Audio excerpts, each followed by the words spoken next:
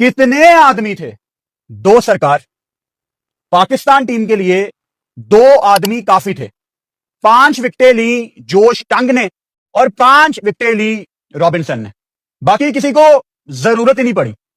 Pathetic दिन था आज पाकिस्तान क्रिकेट टीम के लिए। बॉलर्स पे तो अभी मैं बहुत बाद में जाके बात करूंगा, क्योंकि दिन के जिस हिस्से में इंग्लैंड की बैटिंग आई वो वक्त थोड़ा सा आसान होता है बैटिंग करने के लिए, स्पेशली इंग्लैंड में। कड़क धूप लग चुकी होती है, विकेट के अंदर जो भी थोड़ी बहुत नमी होती है वो निकल चुकी होती है और बॉल बड़ा अच्छा बल्ले पे आ रहा होता है। लेकिन पाकिस्तान टीम का पहले दिन ऑल आउट हो जाना अब कोई खबर नहीं है। इस पे आपको गुस्सा भी नहीं आता, इस पे आपको हैरानगी भी नहीं होती। It's just a normal thing. मतलब किसी किस्म की कोई परेशानी है ही नहीं है। जगह बदल जाती है, वेन्यू बदल जाता है, टीमें बदल जाती हैं, लेकिन पाकिस्तान टीम की गंदी बैटिंग नहीं बदलती। डे 1 में इंग्लैंड ने आपको थोड़ा सा पीछे कर दिया। अगर तो आप डे 1 में 100 से पहले आउट हो गए हैं तो चलो कहा जा सकता है कि आप इस टेस्ट मैच से काफी हद तक बाहर हो गए हैं। मैं ये तो नहीं कहूंगा कि 171 पे ऑल आउट होके आप इस गेम से बाहर हो गए हैं, लेकिन आपने कोई बहुत अच्छा दिन नहीं गुजारा। सबसे पहले तो आपके लिए यह जानना जरूरी है कि टॉस इंग्लैंड ने जीता था आज और उन्होंने सीधा बॉलिंग का फैसला किया। और जब सलमान अली आगा से बात हुई तो वो कहते हैं कि हम बैटिंग ही करना चाहते थे। अब आप इसको दोनों एंगल से देख सकते हैं और दोनों एंगल्स कहीं ना कहीं ठीक भी हैं। हिस्ट्री ये कहती है कि आप लीड्स में टॉस जीतें, पहले बॉलिंग करें, आपके ज्यादा चांसेस हैं यहां पे गेम जीतने के ओवरकास्ट कंडीशंस की। लेकिन इस पिच के बारे में मैंने आपको प्रीव्यू में बताया था कि इसके ऊपर जो भी वो ग्रीनिश ग्रास थी उसको काट दिया गया था और ये एक अच्छी विकेट है टेस्ट क्रिकेट की। यानी आप इसको फ्लैट विकेट नहीं कह सकते, लेकिन इसमें बॉलर्स के लिए कुछ ना कुछ मौजूद है। लेकिन अगर आप अच्छी बैटिंग करेंगे जैसे अब्दुल्ला शफीक ने की, जैसे इमाम ने अच्छे रन जोड़े, तो आपके रन इस विकेट पे मिलेंगे, आपको वैल्यू मिलेगी आपकी शॉट्स की। बस आपने अच्छी बैटिंग करनी थी, लेकिन वो कौन करे? तो इंग्लैंड का स्कूल ऑफ थॉट ये था। उनका स्कूल ऑफ थॉट आपको बताने से पहले मैं ये लाजमी बता देता हूं, इंपॉर्टेंट है। यहां पाकिस्तान में तो आप वेदर एप्स देखते हैं ना, आपको शो होता है कि घंटे के बाद बारिश है, लेकिन बारिश नहीं होती। इंग्लैंड में ऐसा नहीं होता। इंग्लैंड, ऑस्ट्रेलिया, यूएस, यहां पे जब वेदर फोरकास्ट आपको बता रही है ना कि 1 घंटे के बाद बारिश है, तो 1 घंटे के बाद बारिश होती है। वहां की एप्स आपको यह भी बताती हैं, नॉर्मल आईफोन वाली एप्स कोई भी, कि 1 घंटे के बाद बारिश होगी 10 मिनट के लिए, और 10 मिनट के लिए ही बारिश होती है। तो जैसे ही मैच शुरू हुआ है, कमेंटेटर्स भी बता रहे थे, मैंने भी लीड्स हेडिंग्ले का वेदर अपने पास सेव किया हुआ था। पाकिस्तान टाइम के मुताबिक 3 बजे मैच शुरू हुआ और हम सबको पता था कि 4 बजे बारिश होनी है। तो इंग्लैंड ने टॉस जीत के पहले बॉलिंग का फैसला किया और उनके लिए 1 घंटा काफी था। अब पाकिस्तान की किस्मत अच्छी थी कि पहले सेशन में, पहले 1 घंटे में सिर्फ 9.4 ओवर्स का खेल ही हुआ और बारिश आ गई। अगर जितनी ओवरकास्ट कंडीशंस बन गई थी, मतलब इतने काले स्याह बादल, वो तो देख के लग रहा था कि मैच शुरू ही नहीं होगा। वो तो शुक्र है हवा अप नॉर्थ चलती है, बादल आगे चले गए हवा के साथ, तो मैच अर्ली लंच लिया गया, फिर टाइम पे शुरू हो गया। लग नहीं रहा था कि शुरू होगा। तो पाकिस्तान टीम अगर ओवरकास्ट कंडीशन में आधा पौना घंटा और खेल जाती तो शायद 2 की बजाय हमारे यहां पे 4 या शायद 5 भी आउट हो सकते थे। पाकिस्तान के बल्लेबाजों पे मैं आता हूं। अजान ओवैस, आपकी वेस्ट इंडीज की सीरीज ऐसी नहीं गुजरी जैसी आप गुजारना चाहते थे। मैं यंगस्टर्स को टीम के लाने के हक में हूं। आपने बांग्लादेश में अच्छी क्रिकेट खेली है, मैं अभी भी आपके ऊपर ज्यादा हार्श नहीं आऊंगा, लेकिन ऐसा भी नहीं होगा कि दूसरी इनिंग्स में आप रन नहीं करेंगे तो हम आपको कुछ नहीं कहेंगे। भाई, दिस इज इंटरनेशनल क्रिकेट। आपको वैल्यू समझनी है इस चीज की। आप इस चीज को समझें कि आप टीम में हैं और वो अब्दुल्ला फजल, जिसको बैक इंजरी की वजह से वेस्ट इंडीज से पाकिस्तान भेज दिया गया था, वो टीम में नहीं है। तो आपने वैल्यू समझनी है इस चीज की। रन चाहिए। पहली बॉल, एक्चुअली मैच की पहली बॉल, रॉबिन्सन पहली ball, it was kind of warm up delivery. कोई फास्ट बॉलर होता है, वो 2-3 बॉलें आके करता है बॉडी थोड़ी वार्म अप करने के लिए। पहली बॉल ही उसने की around the wicket. Obviously they had a plan against Pakistan. दोनों खब्बे थे आपके ओपनर्स, इमाम और अजान ओवैस, और बड़े कैजुअल तरीके से आगे आया खेलने अजान, जिसका डिफेंस बड़ा सॉलिड है, लेकिन अनफॉर्चुनेटली एलबीडब्ल्यू आउट हो गए पहली बॉल पे। जब आपको विकेट आपकी गिर जाए तो ऑब्वियसली आप जरा अलर्ट होकर बैठ जाते हैं कि भाई this is not a nice start. उसके बाद पाकिस्तान के फॉर्मर कैप्टन शान मसूद आते हैं, जिन्होंने अगेन बहुत ज्यादा डिसअपॉइंट किया, क्योंकि शान खेल रहा है लीड्स में और शान ने यॉर्कशायर की कप्तानी की है। अगर मैं ये कहूं ना कि शान मसूद का दूसरा होम ग्राउंड ये हेडिंगली लीड्स है तो ये गलत नहीं होगा। उनको इतना पता है इन कंडीशंस के बारे में। यानी अब्बास और शान, हमने कितना सुना कि इनको बहुत ज्यादा तजर्बा है। आज अगर पाकिस्तान का 0 पे 1 आउट हो गया है तो शान मसूद ने रॉबिन्सन के जाल में जैसे फंस के 5 रन बना के वो बाहर गया है, प्लम्ब आउट था शान मसूद। और अपने एक्सपीरियंस को अगर यहां पे आप यूटिलाइज नहीं करेंगे तो हमने क्या करना है कि आपने यॉर्कशायर की कप्तानी की हुई है। वो मैं देखता हूं ना कि फलां बॉलर ने 100 में जाके हैरी ब्रुक को आउट कर दिया, फलां बैटर ने उस लीग में जाके 50 कर दिया। आई डोंट केयर, अगर वो एक्सपीरियंस आपने पाकिस्तान से खेलते हुए फायदा पाकिस्तान को नहीं पहुंचाया तो ऐसी लीगें, ऐसी काउंटीज आपको मुबारक हो अगर आप पाकिस्तान को फायदा नहीं दे रहे।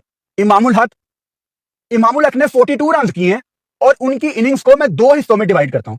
जब मैच शुरू हुआ, अजान अवैस आउट हुए, तो इमामुल हक की जो पहली 20-25 बॉलें थी वो इतनी बुरी थी, कोई 4 दफा उनके एज निकले, ही वॉज वेरी अनकंफर्टेबल।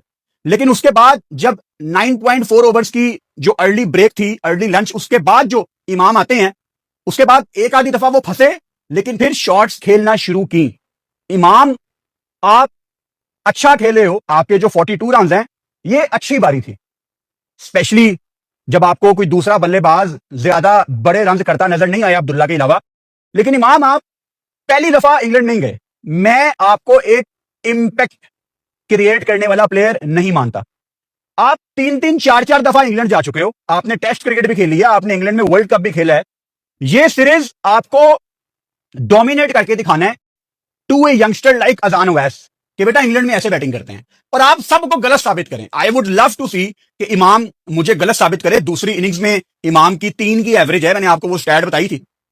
तो इमाम आए दूसरी इनिंग्स में और करके दिखाए कि ऐसे रन करते हैं इंग्लैंड में, ताकि अजान ओवैस को भी कुछ सीखने को मिले। अच्छी बारी थी, लेकिन ये जो 40-50 ऐसे ही पाकिस्तानी मजेदार वीडियो देखने के लिए चैनल को लाइक एंड सब्सक्राइब करें। धन्यवाद। को आप कन्वर्ट नहीं ना करते 70-80 में और 70-80 को 100 में, यहां पे आप टेस्ट क्रिकेट में पीछे जाते हैं। और ये छोटे छोटे स्टेप्स होते हैं जो आपको टेस्ट क्रिकेट में आगे ले जाते हैं। आप जो रूट की कैप्टेंसी देखें, हालांकि वो भी हारी जा रहे थे, उनको कप्तानी से उतारा गया, बेन स्टोक्स आए, अब वो रिटायर हो गए हैं, जो रूट को वापस लाया गया। He was a failure as a captain, Joe Root. लेकिन आज आपको इंप्रूवमेंट बहुत ज्यादा नजर आ रही थी। कोई 7-8 रन उसने शॉर्ट लेग पे रोके हैं, उसने शॉर्ट लेग ज्यादातर खड़ी की हुई थी। एक एक रन बहुत ज्यादा इंपॉर्टेंट है। उसके बाद Abdullah Shafique again in form बल्लेबाज हैं, 61 रन उन्होंने किए, 50 अपना किया। खुशी होती आज अगर 100 करते, लेकिन रॉबिन्सन ने ना अब्दुल्ला को ठीक डिलीवरी की थी, अच्छी बॉल थी। लेकिन इस टाइम हमारी प्लेइंग 11 का सबसे अच्छा बैटर कौन सा है? इस टाइम अब्दुल्ला शफीक है। इस टाइम हमारी प्लेइंग 11 में सबसे ज्यादा इन फॉर्म बैटर कौन है? अब्दुल्ला शफीक। मेरी डिमांड सिर्फ यह है कि अगर ऑपोजिशन का कोई बॉलर एक अच्छी बॉल करता है तो हमारा अच्छा बैटर फारिग क्यों हो जाता है? मतलब एक आधा इंच अगर अंदर बॉल आ गई है तो हम गलत शॉट क्यों कमिट करते हैं? लेकिन still Abdullah played very well. यहां पे अगर 100 आता तो वो बड़ा वजनी 100 आता, क्योंकि बड़ी वैल्यू होती है लीड्स में आपका 100 करना। यहां पे डॉन ब्रैडमैन ने भी भाई 334 किया था, जो कि उनका हाईएस्ट स्कोर है। इसकी बड़ी हिस्ट्री है लीड्स की। तो यहां पे मुश्किल कंडीशंस भी थी, पाकिस्तान अगेन नीचे लगा हुआ था, फिर रन आपके नहीं आ रहे थे। साउद शकील जो कि आउट ऑफ टच थे, हैं मुझे नहीं पता, लेकिन ही वॉज नॉट आउट। लेकिन साउद साहब खोए हुए थे, साउद ने रिव्यू ही नहीं लिया। साउद का तो 70% कसूर मैं यहां पे ठहराता हूं कि एलबीडब्ल्यू की अपील हुई, उन्होंने डिस्कशन की अब्दुल्ला के साथ, लेकिन 30% कसूर यहां पे अब्दुल्ला शफीक का भी है। क्योंकि जब आप दूसरी साइड पे खड़े होते हो ना, नॉन स्ट्राइकर एंड पे, तो आपका काम है बल्लेबाज को बताना, क्योंकि आप अंपायर के साथ खड़े हो, नहीं यार रिव्यू लेना चाहिए। ठीक है, आपकी कंसंट्रेशन अपनी बैटिंग के ऊपर भी होनी चाहिए, लेकिन अब्दुल्ला को भी वहां पे थोड़ा एक्टिव होना चाहिए था कि नहीं यार मुझे नॉट आउट लग रहा है। और जब टाइम गुजर गया तो साउद साहब को याद आया कि हाँ अब मैं रिव्यू ले लेता हूं। तो अंपायर ने कहा कि भाई नहीं, चल बार, कोई रिव्यू नहीं, टाइम गुजर गया। तो आप लोगों को अपनी विकेट की वैल्यू ही समझ नहीं आ रही कि मेरा होना कितना इंपॉर्टेंट है, कैजुअल तरीके से। अब जहां मैंने कैजुअल का वर्ड बोला ना, यहां पे बड़ा इंपॉर्टेंट है मेंशन करना। दिन का आखिरी घंटा, इंग्लैंड के 2 खिलाड़ी आउट हैं। अगर आपने मैच देखा तो आपको याद होगा कि हम लाइव में इस चीज को बड़ा क्रिटिसाइज भी कर रहे थे। खुरम शहजाद का ओवर था और मोहम्मद अब्बास ने डीप फाइन लेग पे एक चौका करवा दिया और गिव अप कर दिया। मुझे नहीं समझ आते ये 1.5 2 महीने के कैंप, जब दिन के आखिरी आधे घंटे में आप लोगों ने गिव अप कर दिया होता है।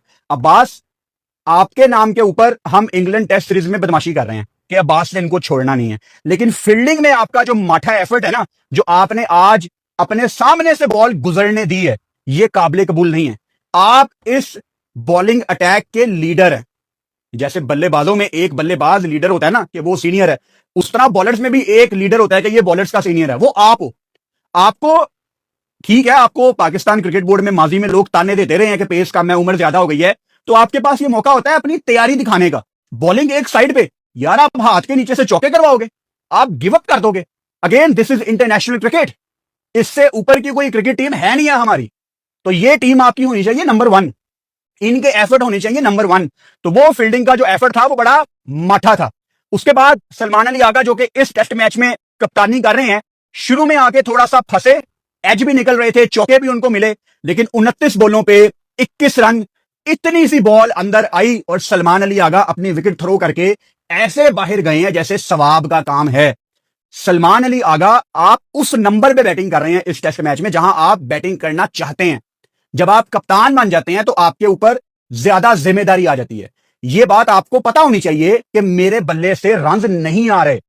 ठीक है, इंग्लैंड आप पहली दफा गए हो रेड बॉल में, लेकिन ये अपॉर्चुनिटीज अगर अब आप ग्रैब नहीं करोगे तो कब करोगे भाई? आप मुझे बताएं कि पाकिस्तान टीम जब भी मुश्किलात में होती है, हमारा कौन सा सीनियर प्लेयर खड़ा होता है वहां पे, चाहे वो कोई भी हो। और इस लिस्ट में एक नया एडिशन सलमान अली आ गए, जिनका स्टार्ट तो बड़ा जबरदस्त था, उनको टेल के साथ बैटिंग भी करनी आती है और माजी में की हुई है।